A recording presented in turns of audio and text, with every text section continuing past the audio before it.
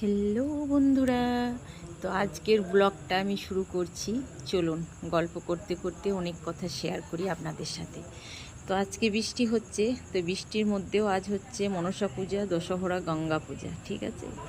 তো আজকে ভাতের দিন, গোটা ডিম ভাত হয়েছে আর একটা আলুর ঝোল দেয় আমাদের সরকার থেকে, কিন্তু নিজের বিবেকে ওই আলুর সাথে একটু ডাল দিয়ে একটু ডাল করি। ডাল ছাড়া তো ভাতটা খেতে পারবে না বাচ্চারা। আর এখানে ছাতু মাখা আছে, অনেকে নিয়ে চলে গেছে। এই দেখুন, আজ মনসা পূজার জন্য কাঁচা ডিম নেবে, তো যে কারণে এক পাতা ডিম আমার প্রায় শেষ, এবং তাতেও হবে না, এখানে আমি এক পেটি ডিম কিনে রেখেছি। এবার বিষয়টা হচ্ছে, দেখবেন অঙ্গনারী দিদিমণিদের নিয়ে অনেক কেওয়াস। যখন তাদের একটু খুঁত খুঁজে পায় তখন বলে দিদিমণিরা কাঁচা ডিম বিতরণ করে দেয়, অমুক তমুক অনেক কিছু ব্যাপার, ঠিক আছে। তো বিষয়টা হচ্ছে, যেখানে দিদিমণিরা ভাত নামাতে পারে, একটা সবজি বা কেউ ডাল করে সেটা নামাতে পারে, তো ডিমটা সেদ্ধ হতে কত টাইম লাগবে? সেই তো আঁচেই সেদ্ধ হয়ে যায়। বিষয়টা হচ্ছে, জনসাধারণই কাঁচা ডিম খোঁজে নিজেদের সুবিধার্থে। যেমন আজ মনসা পূজা, দশহরা, গঙ্গা পূজা, আমাদের অফিস থেকে কিন্তু কোনো রুল নেই কাঁচা ডিম দেওয়ার, কিন্তু জনসাধারণের চাপে, জনসাধারণের স্বার্থে, জনসাধারণের ভালোর জন্য ডিমগুলো কাঁচা দেওয়া হয়। তারা বলে আজ লেলে জিনিস খাবো না, দিলে ডিমটা কাল খেতে পারবো, দিদিমণি দিয়ে দাও।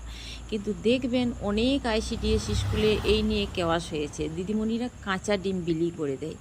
আসলে বিষয়টা কি জানেন তো, জনসাধারণ হচ্ছে সব থেকে চালাক। আপনি স্কুলের একটা মিটিং ডাকুন, বা যে কোনো অফিস লেভেলেই বলুন বা পার্টি লেভেলেই বলুন, একটা মিটিং ডাকুন, একটু মিছিলে ঘুরতে বলুন, দেখবেন বলবে টিফিন দেবে, কিছু আছে কি, তবেই যাব। আচ্ছা, সেসব কথা বাদ দিলাম, এই যে কিছুদিন আগে অন্নপূর্ণা ভাণ্ডার পাচ্ছিল না, কত কেওয়াস বলুন তো। এমনকি পার্টির নেতাদেরকেও কত কেচ্ছা তুলে গালাগাল করেছে, এই তোমাদের কথায় ভোট দিলাম, কি হচ্ছে, অমুক তমুক।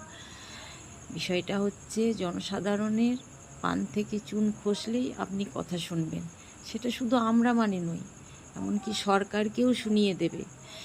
আসলে আমরা যারা কাজে লিপ্ত আছি না, এই যে সরকারি আন্ডারে যে কাজ করছি, চাকরি, চাকরি কথাটা কোথা থেকে এসেছে জানেন তো? চাকরি কথাটা এসেছে চাকরগিরি থেকে।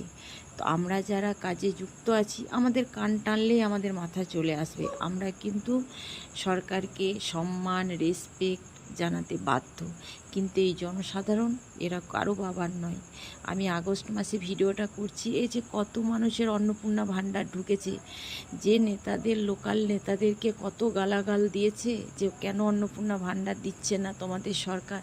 আজ যে অন্নপূর্ণা ভাণ্ডার দিয়েছে, তারা সেই নেতাদেরকে একটা থ্যাংক ইউ, একটা ধন্যবাদ জানিয়েছি কি? এবার বলি আইসিডিএস দিদিমণিদের কথা। আগস্ট মাসে ভিডিওটা করছি, জানেন আমরা 4-5 মাস বিল পাইনি। কেন্দ্র সরকার থেকে যে সাম্মানিক ভাতাটা দেওয়া হয় সেটাও সময় মতো ঢুকছে না, 2 মাস 3 মাস অন্তর। একটু আপনারা প্রয়োজন হলে রাজ্য সরকার, কেন্দ্র সরকারের কাছে খবরটা নিতে পারেন, আমি বুক ঠুকে বলছি। তো বিষয়টা হচ্ছে, কিন্তু অঙ্গনওয়াড়ি দিদিমণিরা ডিম কিনে খাইয়ে যাচ্ছে, নিজের ন্যূনতম যেটুকু সাম্মানিক ভাতা সে দিয়েই খাইয়ে যাচ্ছে। আচ্ছা বলুন তো, আমার হাজব্যান্ড টিউশন পড়ায়, তার কাছ থেকে আমি পয়সা নিয়ে ডিমটা চালিয়ে নিতে পারছি। যাদের ওই ন্যূনতম 9,000 টাকা সাম্মানিক ভাতাতে, এখনও বাড়েনি বাড়তিটা, 9,000 সামথিং, ওই ভাতাটুকুর মধ্যে যার সংসার চলে, যার ছেলেদের টিউশন বেতন দিতে হয়, তারা কিভাবে চালাবে স্কুলটি? তাহলে অঙ্গনওয়াড়ি দিদিমণিদের পয়সা ফাঁসিয়ে রাখতে হয়, সে খবর রেখেছেন? সেই জনসাধারণের স্বার্থে করে, কিন্তু এই জনসাধারণ একটু পান থেকে চুন খসলেই, একটু কারো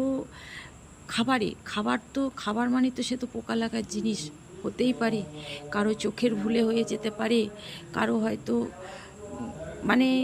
অন্য মনস্ক আছে, অন্যদিকে তাকিয়ে আছে, খাবারে কিছু পড়ে যায়, সেটা নিয়ে কত কেওয়াস হয় বলুন তো আইসিডিএস দিদিমণিদের বিরুদ্ধে। অনেক বিষয় আছে যেগুলো আপনারা জানেন না। আবার অনেকের মনে হতে পারে যে আমি হেল্পারদের বিরুদ্ধে বলছি, বিরুদ্ধে নয়। আমি, জানেন তো, বীরভূম ডিস্ট্রিক্টে আমার বাবার বাড়ি। আমি ছোটোবেলায় বীরভূমে আমি কিন্তু অঙ্গনওয়াড়ি স্কুলে পড়াশোনা করেছি। তখন কি ছিল জানেন তো? তখন ছিল মাইলোঘাটা। তো সেই তখন থেকে আমাদের এই অঙ্গনারী স্কুলে গর্ভবতী মাদের যোগ করা হলো, প্রসূতি মাদের যোগ করা হলো, তাদের ভ্যাকসিনেশন যোগ করা হলো, তাদের ওজন নেওয়া যোগ করা হলো, এবং তার সাথে যে খাবারটা চালু হলো, food from, fuel bill, veg bill, MPR, কিশোরী মেয়েদের মানে নখদর্পণে তাদেরও অনেক রিপোর্ট দিতে হয়, প্লাস এই যে 10,000 টাকা দিয়ে সরকার ছুটি, ফোন কেনো, তারপর নিজের পয়সা যোগ করে ফোন কেনো, নিজের পয়সা খসিয়ে ডিম খাওয়া, বিল কখন পাবে তার নাই পাত্তা। তারপর এই যে 166 টাকা রিচার্জ করার জন্য দেয় প্রতি মাসে, আমাদের 166 টাকাতে কি রিচার্জ হয় বলুন? তো আমাদের এত কাজের চাপ বাড়লো। আর যেটা আমি আয়নাটা দেখাতে চাচ্ছি, আর যেখানে হেল্পাররা তখন সেই বীরভূম ডিস্ট্রিক্টে সেই আমলে মাইলো ঘাঁটতো, এখন ঘাঁটছে খিচুড়ি, তাদের এটুকুই হলো পরিবর্তন। কিন্তু যা কাজের চাপ পারলো আমাদের, আর সাম্মানিক ভাতা 2,000 টাকার তফাৎ। আচ্ছা বলুন তো, এটা কি নয় যে কেউ উতে মারছে, কেউ খেটে মরছে? সেটাই হচ্ছে বিষয়।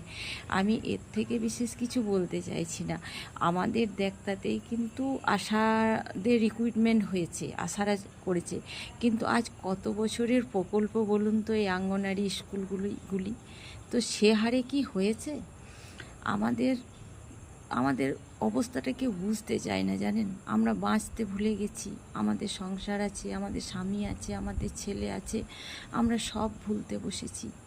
এত চাপ আমাদের, কেউ বোঝে না।